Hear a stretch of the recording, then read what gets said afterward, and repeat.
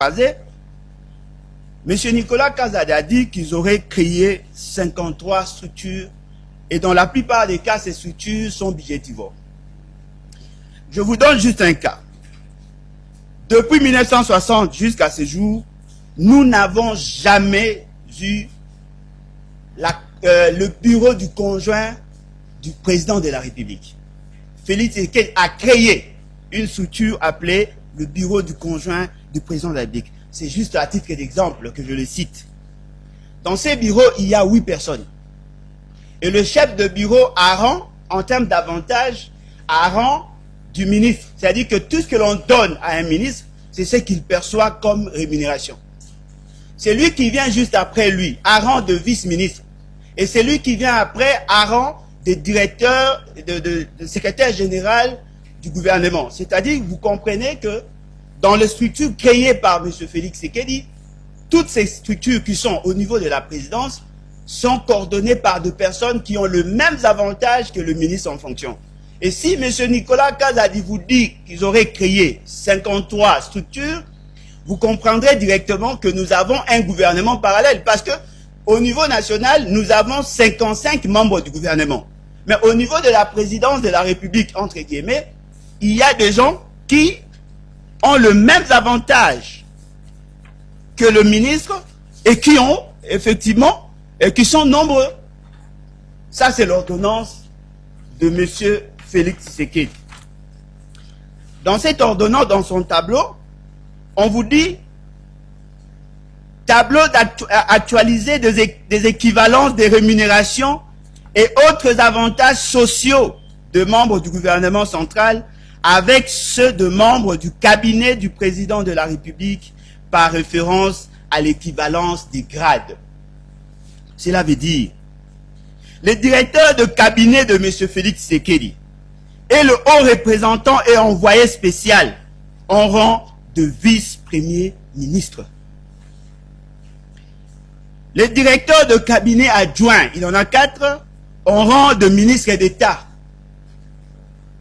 Le conseiller spécial, envoyé spécial, conseiller privé, chef de maison civile, chef de maison militaire, coordonnateur d'un service spécialisé créé au sein du cabinet du chef de l'État, le directeur du bureau du conjoint du chef de l'État, le médecin personnel du chef de l'État en rang de ministre.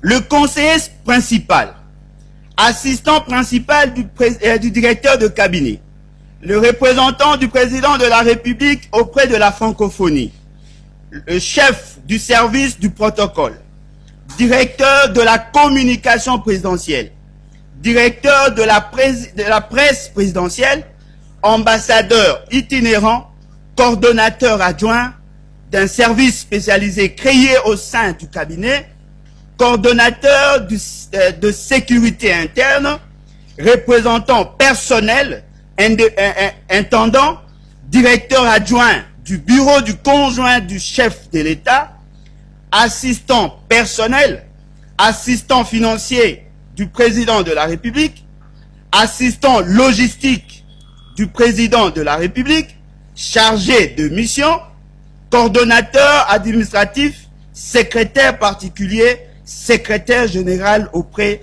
du président de la République, porte-parole, tous en rang de ministres délégués. Conseiller, secrétaire administratif, trésorier général, chef de service adjoint du protocole, directeur adjoint de la communication présidentielle, directeur adjoint de la presse présidentielle, porte-parole adjoint, secrétaire administratif du chef de l'État, chargé des relations publiques du chef de l'État, assistant du directeur de cabinet et du directeur de cabinet adjoint, tous en rang de vice-ministre. Officier d'ordonnance, chef des éléments de la garde rapprochée, chef de la communication, tous en rang de secrétaire général adjoint du gouvernement. Secrétaire particulier du directeur de cabinet, du directeur de cabinet adjoint, du conseiller principal en rang de directeur de cabinet du ministre, chargé de mission du directeur de cabinet adjoint et du conseiller principal et le chargé d'études, tous en rang de directeur de cabinet.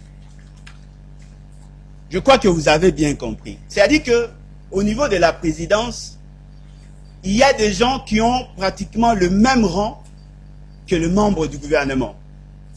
Et au regard des données que nous avons, la présidence à elle seule, en 2023, d'après l'ODEP, avait pratiquement 1148 personnels. Ce qui sous-entend quoi? L'essentiel du budget est consommé par le personnel à la présidence. Je crois que si nous sommes suffisamment sérieux, nous devons comprendre directement qu'il y avait une volonté manifeste à créer les conditions de malversation financière. Et donc, vous comprenez que M. Félix Tshisekedi n'avait pas l'intention d'aider la République. Il avait plutôt le souci de créer les conditions d'enrichissement illicite de ses copains, copines.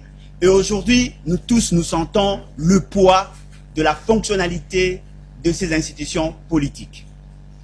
Peut-être que vous serez surpris d'apprendre qu'à un certain moment, au niveau de la présidence, il y avait un budget. Les dépenses liées à la présidence de la République ont dépassé 657 millions de dollars au cours d'une seule année. Et si vous faites une moyenne, vous allez vous rendre compte que la présidence à elle seule arrive à consommer 2 millions de dollars par jour en termes de fonctionnement. Ici, nous ne parlons même pas de la rémunération.